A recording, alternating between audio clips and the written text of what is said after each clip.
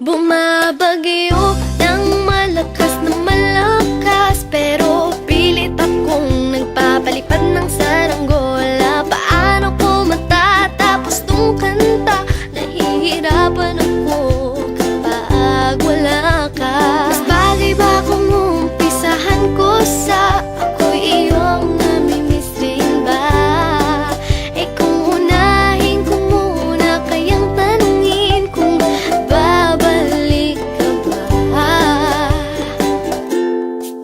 Kasi naman ikaw pa rin ang unang pumapasok sa isip ko kapag kailangan ko ng tulong sa pagsusulat ng kanta.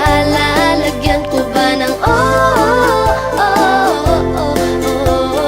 la la la la la la, o kaya ng pa para pa pa pa pararap,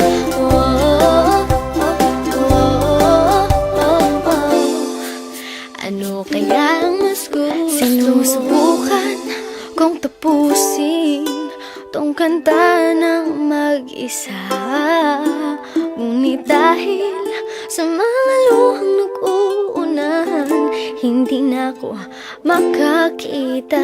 Gusto na kitang makita, di lang dahil sa itatanong ko kung mas bagay ba kung tatapusin ko na lang sa patawarin mo sana.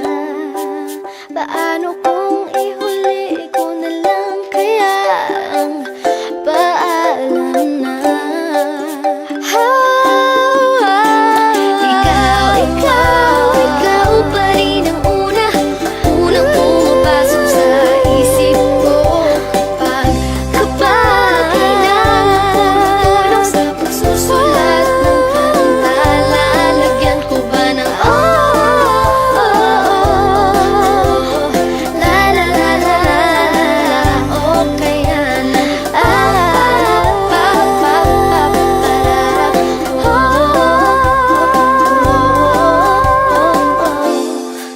itigil ko na kaya ito? Ikaw